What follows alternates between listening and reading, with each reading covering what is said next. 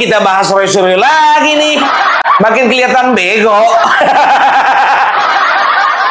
Aku udah bilang sama kalian ya, setiap kali Oppo Parbella membahas tentang Roy Suryo, aku makin kelihatan makin bodoh, kelihatan makin goblok, kelihatan makin bego, kelihatan makin dongo. Kayak nggak ada lagi pembahasan lain. Aku harus bahas ini karena apa? Dibahasnya nama Oppo Parbella di depan Polda Metro Jaya kemarin. Dibawa-bawanya nama Oppo Parbella. Gak terima dia dengan video konten Oppo Parbella yang membahas tentang peralatan rumah tangga yang dibawa si Roy Suryo dari Kemenpora ke rumahnya. Padahal aku sedang menjelaskan apa yang dijelaskan sama responsiani, Pak. Aku kapasitasnya di situ tidak sedang menuduh. Suka kali nyenggol-nyenggol Oppo Parbella. Entah apa salahnya Oppo Parbella sama dia. Aku kan sedang membahas apa yang dibahas sama temannya. Temanmu itu si Rismon itu dah.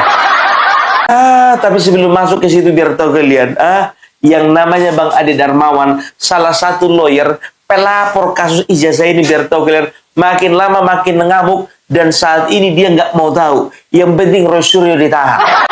Dia mendesak kepolisian, dia mendesak kejaksaan supaya Roy Suryo cepat-cepat ditahan. Karena apa? Dengan alasan bahwasanya Roy Suryo adalah residivis. Menurutnya dan menurut hukum yang berlaku, ya, bahwa residivis ya tidak akan pernah mendapatkan keringanan hukuman. Bahwa residivis akan mendapatkan hukuman yang lebih berat daripada hukuman sebelumnya. Karena apa? Terjadi pengulangan tindak pidana. Dan pengulangan tindak pidana ini harus dilakukan penahanan. Makin galak Ade Darmawan, bah.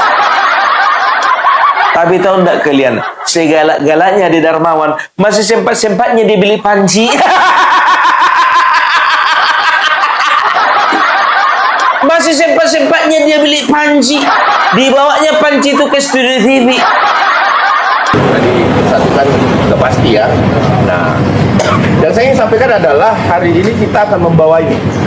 Ini dia. Membawa permohonan tahap 2, di mana tahap 2 ini kami mohonkan untuk dilakukan penahanan. Wow. Nanti kita kasih ke teman-teman wartawan ya, poin-poinnya bahwa Ini dia. apa yang kita terapkan di sini adalah di mana ya, ini saya langsung masuk ke inti bahwa di mana di dalam negara manapun juga di dunia, bila mana terjadi tindak pidana berulang, maka itu harus dilakukan penahanan. Ya. Itu di negara manapun. Ya. Ya, bukan cuma di Indonesia. Ini Betul. kita malu nih sebagai warga negara, terus aparat penegak hukum yang melihat persoalan seperti ini. Sebentar bang. Ngapain kita harus malu, Bang? Polda Metro Jaya aja nggak malu.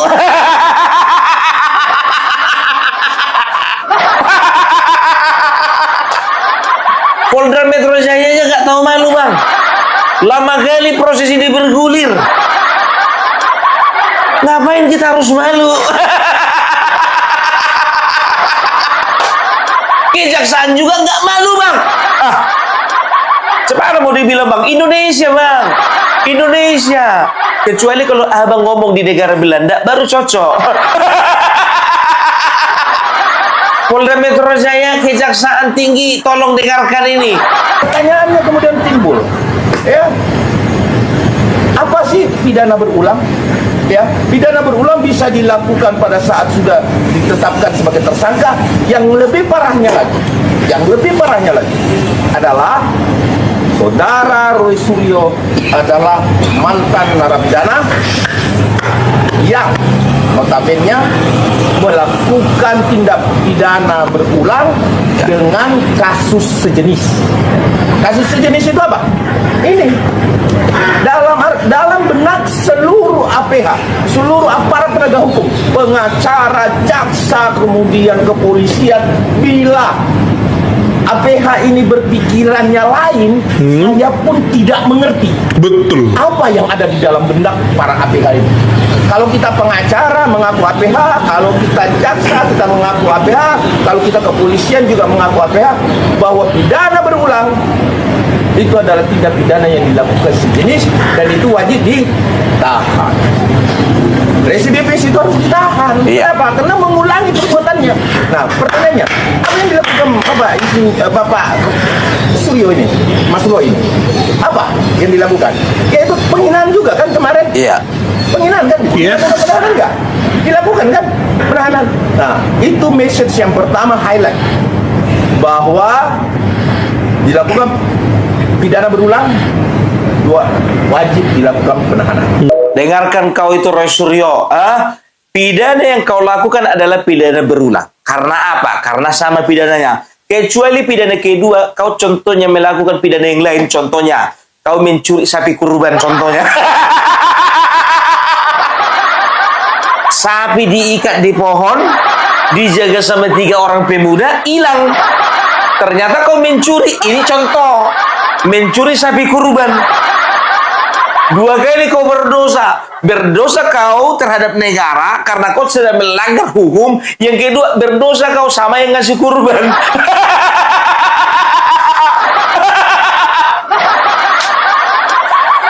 Opung Parvela bisa minta tolong nggak kasih contoh yang lain?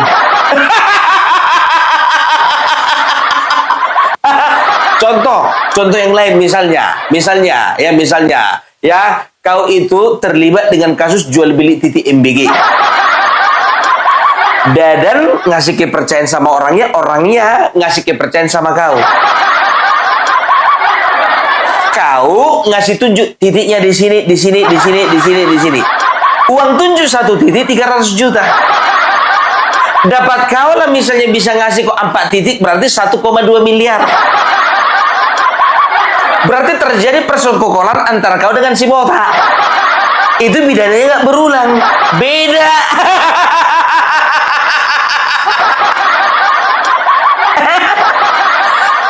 Itu contohnya. Jadi menurut hukum, menurut undang-undang ya di negara manapun ya, ternyata pidana berulang itu harusnya ditahan. Kan begitu. Nah, kalau berbicara tentang residivis ya, nah nih, hukuman bagi seorang residivis biasanya harus lebih berat. Lebih berat daripada hukuman sebelumnya. Roy Suryo ini ya divoniskan 9 bulan. Kan begitu. Nah, kalau bisa ya lebih berat vonisnya daripada yang sebelumnya. Kalau kemarin 9 bulan karena kasusnya sama penghinaan, paling tidak 9 bulan 2 hari. Paling tidak hukumannya 9 bulan 2 hari.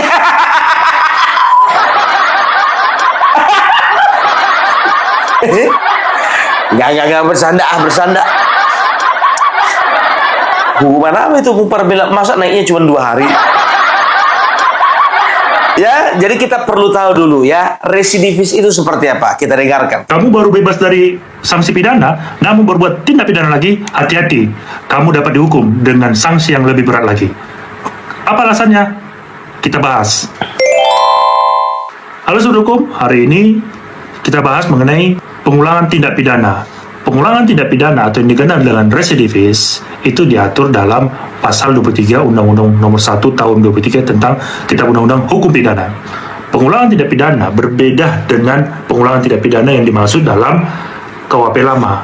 Pengulangan tindak pidana yang dimaksud dalam KUHP baru adalah melakukan tindak pidana berulang terhadap tindak pidana yang sama atau tindak pidana yang tidak pernah dilakukan. Sehingga pengulangan tindak pidana dianggap terjadi jika seorang melakukan tindak pidana lagi dalam waktu 5 tahun setelah menjalani seluruh hukuman, diberikan bebas bersyarat atau dihapuskan tindak pidana. Dan yang kedua, saat melakukan tindak pidana baru, kewajiban menjalani pidana sebelumnya belum kadaluarsa. Namun, tidak semua kejahatan langsung dapat dianggap sebagai pengulangan tindak pidana atau residivis. Yang pertama, adanya pidana minimum khusus. Yang kedua, pidana penjara selama 4 tahun atau lebih. Yang ketiga, diancam pidana paling sedikit denda 50 juta. Selain itu juga, aturan pengulangan tindak pidana atau residivis berlaku bagi pidana penganiayaan. Stop sampai di sini dulu ya. Dikatakan tadi apa? Ya, kriterianya itu 4 tahun penjara atau vonis 4 tahun atau denda minimal 50 juta. Kita mau lihat ya. si Roy Suryo ini kemarin kan dia vonisnya cuma 9 bulan. Oh, berarti nggak termasuk residivis ini. Kan begitu. Tapi kita lihat dulu dendanya. Ya, kita lihat dulu dendanya. Ya, kita lihat dulu dendanya. Ya, dendanya. Vonis pengadilan, Majelis Hakim Pengadilan Negeri Jakarta Barat menjatuhkan hukuman penjara 9 bulan pada Desember 2022. Vonis ini lebih ringan dari tuntutan jaksa penuntut umum yang meminta hukuman 1 tahun 6 bulan penjara serta denda 300 juta. 300 juta. 6 kali lipat. Jadi, ya seseorang ya residivis akan dihukum lebih berat daripada hukuman sebelumnya ketika ya dia menjalani hukuman sebelumnya itu selama 5 tahun ya, selama 5 tahun dari ya dia divonis. Nah, ini kan dia kan divonisnya dari tahun 2022 kan begitu. 2020 dia sekarang 2026. Berarti masih 4 tahun, masih berlaku dong.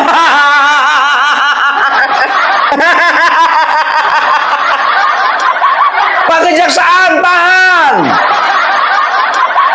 Residivis.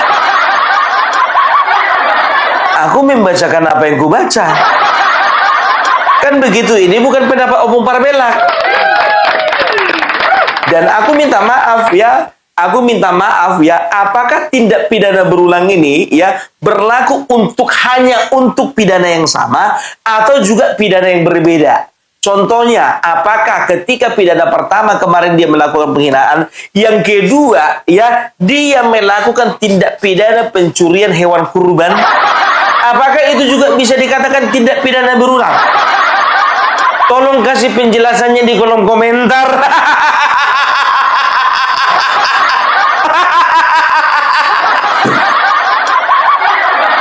Dan kalian tahu ternyata, biar tahu kalian, ternyata salah satu orang ya untuk diterima RJ ya, salah satu syarat orang untuk menerima restoratif justice tidak pernah melakukan kejahatan sebelumnya.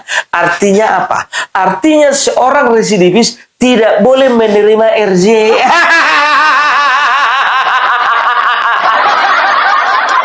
Makanya ketika seorang yang bernama Rizwan Syihani menerima RJ, setelah itu Damai Hari Lubis menerima RJ, setelah itu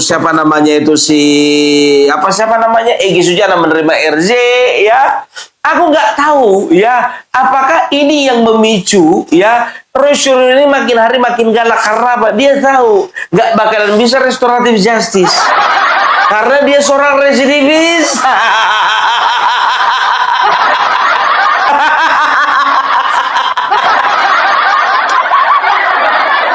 Yang jadi pertanyaan Opung Parbelak, kalau nggak salah Egy Sujana juga pernah kok di penjara. Dapat juga RJ. Aduh, nggak tahu laku kalau itu, bah, betul. Suka-suka aparat penegak hukum lah itu. Insya Allah 99,9% saya tidak akan meminta RJ. Ya, itu clear betul. Seolah-olah dia pejuang, ya tidak akan meminta RJ. Karena memang aturannya juga ya bagi seorang residivis tidak boleh dapat RJ. Ya, ini saya baca dulu ya. Restoratif justice atau RJ atau keadilan restoratif umumnya tidak berlaku bagi residivis atau pelaku yang mengulangi tindak pidana. Syarat utama RJ adalah pelaku baru pertama kali melakukan tindak pidana dengan ancaman pidana ringan maksimal 5 tahun serta adanya kesepakatan damai untuk memulihkan keadaan. Jadi jangan seolah-olah si Roy Suryo ini hebat, ya pejuang kelas atas tidak mau RJ. Peraturannya memang tidak bisa dia dapat RJ, ya. Peraturannya dia tidak bisa dapat RJ karena dia seorang residivis, pernah ditahan, ya. Sekali lagi ya, kalau Roy Suryo berteriak ya 99,9% saya tidak akan minta RJ. Emang kau nggak bakalan dapat RJ sebagai seorang residivis. Peraturannya memang demikian, ya. Jadi udah dapat pencerahan kan dari 3 orang lawyer pagi ini kan?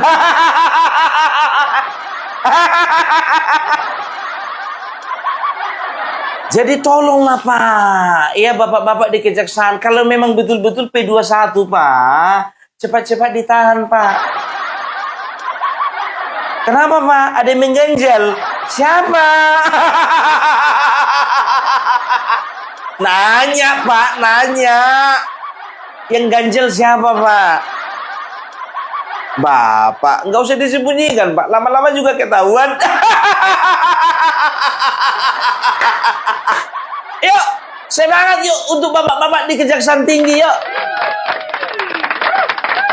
Apa-apaan kayak gini coba ya. Bayangkan kalian apa nggak terganggu kayak gini orang biar tahu kalian sebentar lagi 2027 mau kampanye. Masa mau ini terus kita bahas? Tapi keren untuk Bang Ade, keren. Memang luar biasa Bang Ade ini. Ku bilang sama kalian ya, Bang Ade ini ya jujur aja ku bilang sama kalian. Kalau kalian kepingin ya, kalau ada kasus contohnya, kalau kalian mau kasus kalian itu beres, gak usah hubungi pengacara lain. Ya hubungi saja Bang Ade Darmawan. Dibayar berapa Bung Parmela?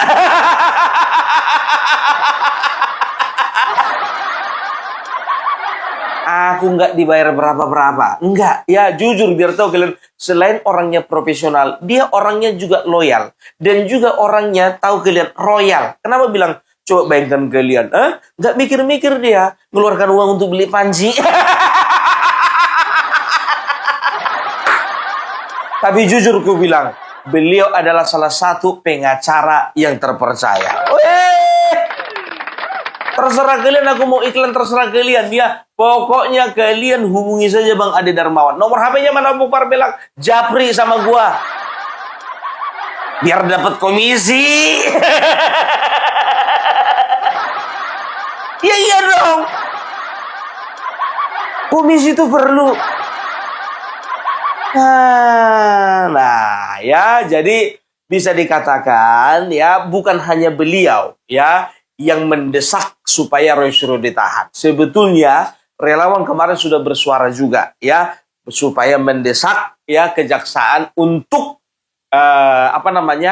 segera menahan Roy Suryo. Minta maaf. Kalau ada salah satu relawan ya yang mengancam mau membakar Kejaksaan Tinggi, itu bukanlah bagian dari kami. Diglorifikasi sama Roy Suryo, sama Refli Harun. Namanya orang emosi. Minta maaf ya. Siapa sih Opung Parmela? Fritz Alorboy. Ya biasalah, temanku ini ya, ini agak meledak-ledak ini. Asal bermasalah sama orang, bawaannya mau membakar sesuatu.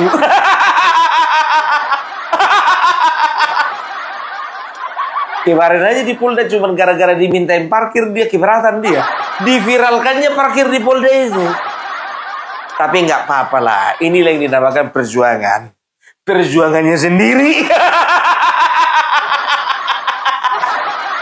Tapi nggak apa-apa, mantap.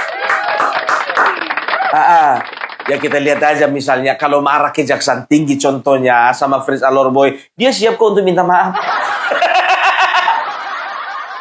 Sekarang kan belum ada pihak yang menekan dia untuk menarik kata-katanya kan?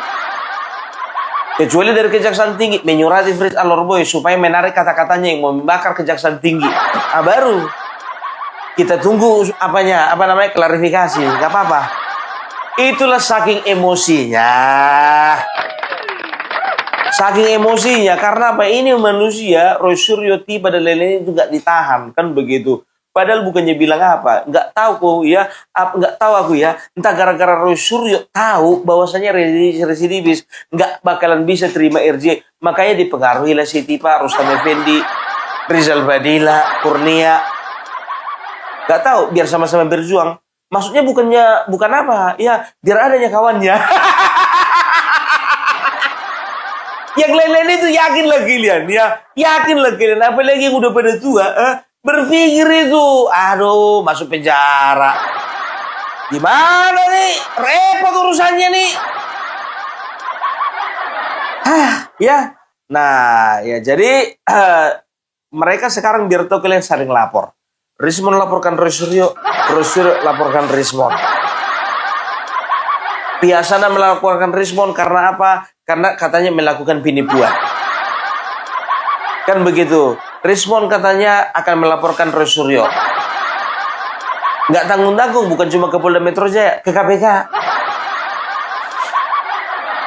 Ya kan? Nah, kata Andi Aswan ya, katanya tujuannya untuk apa? Tujuannya ya untuk menggagalkan Rismon ini sebagai saksi. Mereka tahu Rismon akan jadi saksi di persidangan nanti kasus ijazah Bapak Joko Widodo ini. Nah, mereka takut kalau Rismon jadi saksi. Karena apa? Ya, Rismon ini tahu banyak. Kurasa bukan cuma tahu banyak, tapi tahu segala-galanya. Jadi berusaha mereka ini melaporkan Rismon supaya apa? Supaya tidak konsentrasi terhadap persidangan kasus Bapak Joko Widodo. Rismon bolak-balik dipanggil Polda, bolak-balik dipanggil Polda. Jadi nggak jadi saksi gitu. Itu rencana daripada Rosario dan teman-temannya menurut Andi Aswan. Kita dengarkan. Karena Bang Risman itu nanti adalah sebagai saksi di persidangan. Ya. Ya mereka kan sedang gini-gini, ditahan nggak ya gitu. Ngapain Jadi saya mereka kan lagi gini-gini, ditahan nggak ya. Perasaan kemarin kau juga kayak gitunya kau. Kok tahu dia? Karena dia pernah mengalami. Ditahan nggak ya. Sebentar lagi waktumu kawan. Ingat, permainan belum selesai. akan menjelaskan yang itu ya. Ini ada indikasi, ini dugaan saya. Karena Bang Risman itu nanti adalah sebagai saksi di persidangan. Ya. Jadi ada upaya, dugaan saya ya, ada upaya dari mereka untuk tidak membuat bahwa Risman itu akan menjadi saksi di persidangan nanti. Karena ini akan membuka semua yang di belakang itu ya selama ini yang dilakukan oleh mereka. Maka mereka melakukan yang namanya pelaporan dan pelaporan, termasuk dengan Bang Lecumanan dari Peradi Bersatu untuk itu. Ya, untuk hal itu ya kami melihatnya tidak ada kata mundur untuk kita hadapi ya, karena semua yang telah kita lakukan adalah on the track ya, sesuai dengan kaidah hukum itu. Ya, jadi tidak ada masalah untuk itu. Itu dia menurut Andi Aswan ya. Kalau menurut Opung Parabela biasa aja kali. Kan udah biasa saya ngelapor. Ya kan begitu. Andi Aswan melaporkan Rosario melaporkan Rismon melaporkan lagi yang lain, kan begitu. Setelah itu ya siapa namanya, Michael Sinaga melaporkan Andi Aswan. Michael Sinaga melaporkan Irjan melaporkan Rismon kemarin. Kan begitu. Itu aja bolak-balik udah biasa. Kalau aku bilang sih sebetulnya, kalau menurutku, kalau menurutku mereka ini ya biasalah cari-cari gara-gara aja, cuma ngulur-ngulur waktu doang. Kalau bicara mereka akan menggagalkan Rismon menjadi saksi, ya walaupun Rismon di dalam penjara contohnya, ya dengan kasus pelaporannya si Rosario, ya sidang contohnya, ya kasus ijazah Bapak Joko Widodo, emang dia nggak bisa jadi saksi? Bisa. Justru itu yang kuharapkan. Rismon di dalam penjara, tapi sekaligus bisa jadi saksi. Kenapa nggak bisa? Halah. Opung Parabela, kok kesel kali kau mesti Rismon Opung Parabela? Iya memang iya. Jujur ku bilang sama kalian, semenjak dia adu dombanya kita, ya orang Batak sama Hercules, benci kali aku sama dia.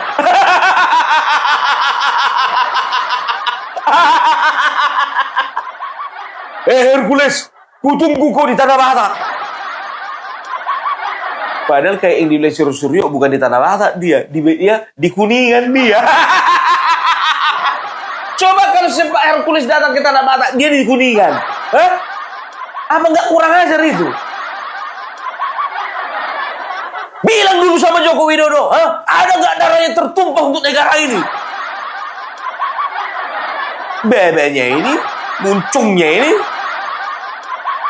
Aku nggak bisa bilang apa. Emosi masih kusimpan emosiku di sini. Kemarin banyak kali yang menasihati Opung Parbella, kan Opung Parbella jaga emosi, maafkanlah Rismon, dia sudah kembali ke jalan yang benar. Semenjak itu biar tahu kalian tetap kugas. Sekarang mereka bosan biar tahu kalian ngeliat Opung Parbella marah-marah si Rismon terus.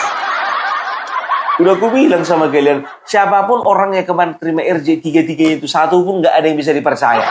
Nggak ada yang bisa dipercaya. Yakin kalian? Nggak ada yang bisa dipercaya. Termasuk si Rismon. Makanya Rismon ya mengobok-obok masalahnya si Roy Suryo kemarin, yang masalah apa namanya, peralatan rumah tangga yang dibawa si Roy Suryo. Aku ketawa-ketawai aja. Karena apa? Kapasitasku bukan lagi nuduh Roy Suryo, enggak. Yang aku tampilkan memang berita lama, kan begitu, ya kan? Biar aja mereka yang berlaga. Aku cuma jadi fasilitator.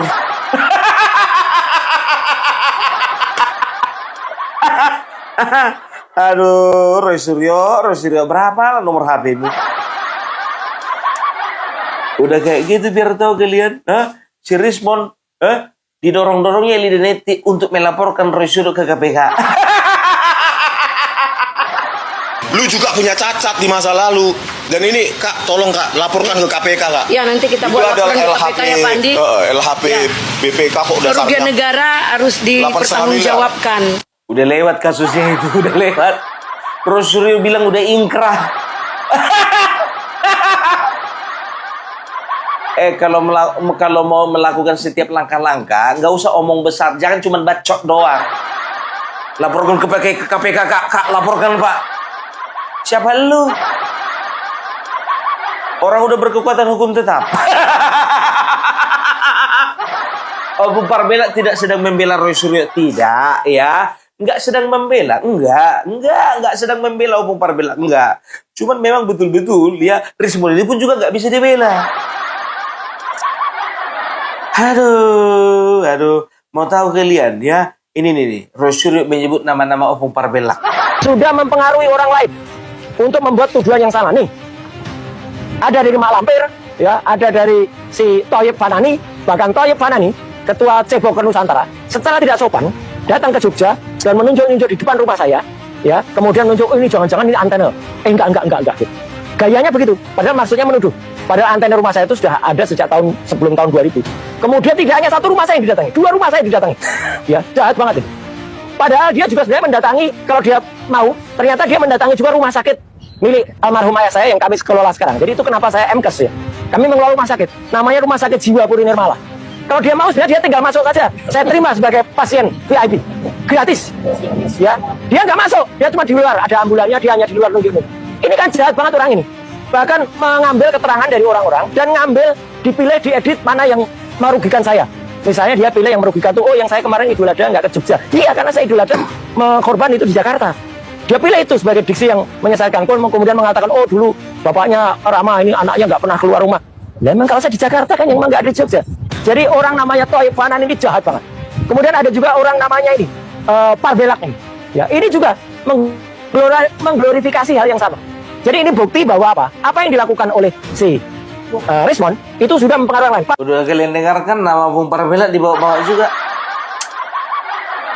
Tapi kan tapi kan Mas Roy Suryo, aku nggak sejahat Mas Agri Fanani kan.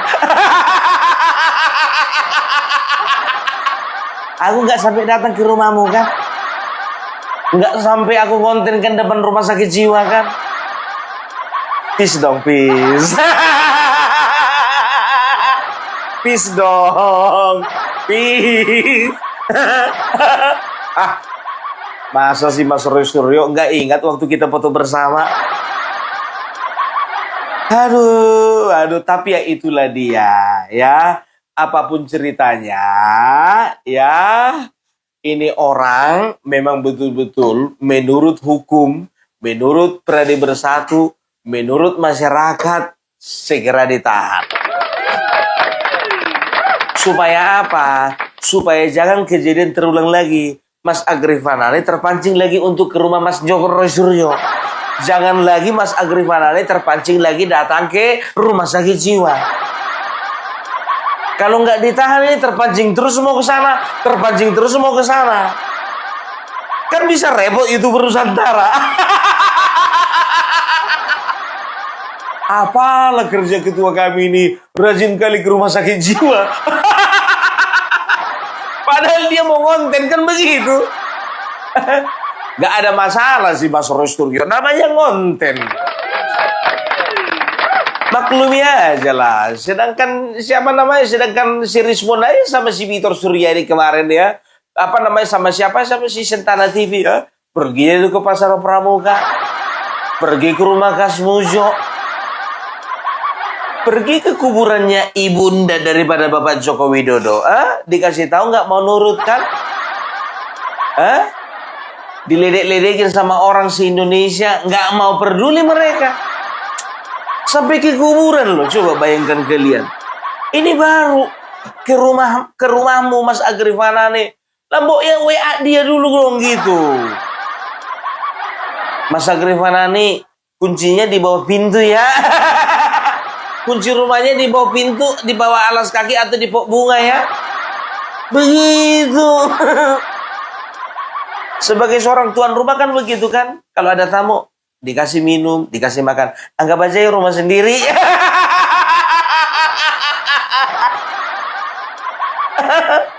Aduh, udah dilaporkan ya Rismon sama Lecumanan. Aduh, ya nggak ada habis-habisnya nih. Tapi itulah dia ya, dari semuanya biar tahu kalian ya, yang paling seru ya itu Elianeti. Nggak tahu aku entah kenapa dendam kesumat kalian masih Roy Suryo ya. Nggak tahu lah, mungkin gara-gara dibilang mak lampir itu ya. Dibilangnya Roy Suryo setengah waras. Coba bayangkan kalian. Ibu Elianeti nggak boleh begitu. Mana mungkin setengah waras Roy Suryo, sedangkan dia punya rumah sakit jiwa. Masa setengah waras ngurus ngelola rumah sakit jiwa? Enggak gitulah. Kejam amat. Ingat kau ya, Roy Panci. Ya. Panci bocor. Panci yang pantatnya hitam, panci gosong, panci busuk. Ya, saya minta kepada pihak kepolisian, kalau benar bilang tempus locus itu tidak tepat, itu dia terlalu dini memaknai. Jadi dia lebih daripada penyidik. Jadi ngomongnya udah ngelantur, udah ngawur, maklum lah. Kita harus memaklumi kalau melawan orang setengah waras, ya, itu mau ngomong apa? Saya kan dibilang nenek lampir. Jadi kalau dia waras, saya labrak dia. Saya punya keluarga banyak, saya cari dia. Tapi kata teman-teman, anggota-anggota, semua, biarin aja lah, jangan dilawan orang nggak waras, nanti kita sama-sama nggak waras. Makanya saya minta juga Bang Edi sabar, jangan kita lawan lah, biar aja dia proses hukum. Ntar lagi juga dia akan menerima ganjaran apa yang kau tanam itu yang akan kau tuai. Ingat ya, Roy Suryo, kau gali terus lubangmu, kau gali terus, sehingga sekarang kan karena gali lubangmu sendiri kan udah mulai sesak napas. Nah sebentar lagi kalau masih kau gali lubangmu, kau akhirnya tidak bernapas. Tunggu hukum Tuhan darimu, untukmu, ya. Nah, hukum dunia aja kau sudah panik dan kocar-kacir, apalagi hukum Tuhan. Ini pada Roy Suryo peringatan dari saya.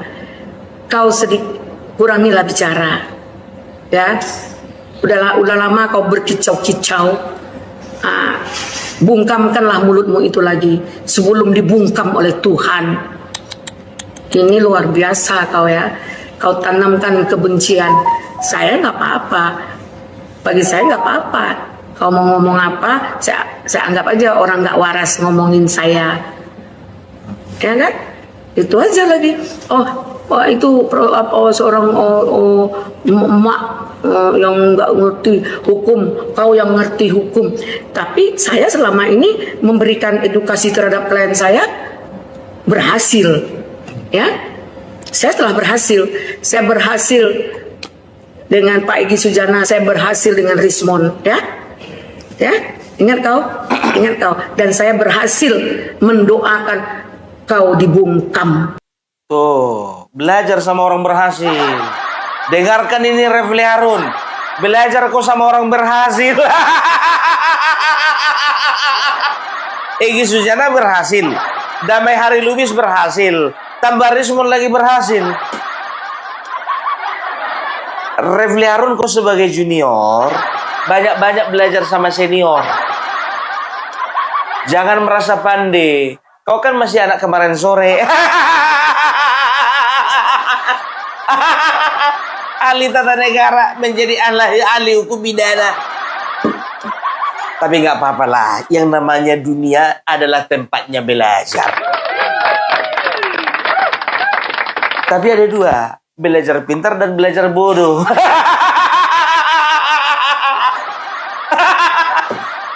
Tergantung kita mau memilih yang mana gitu loh. Ya, jadi itu dulu dari Opung Parvelak ya. Jadi kuingatkan sama kau Rismond, jangan lagi kau korek-korek masa lalu temanmu itu. Udah inkrah itu. Ya, awas nanti kau kena 2 kali kau. Oke, itu dulu dari Opung Parvelak. Salamin dari NKRI harga mati.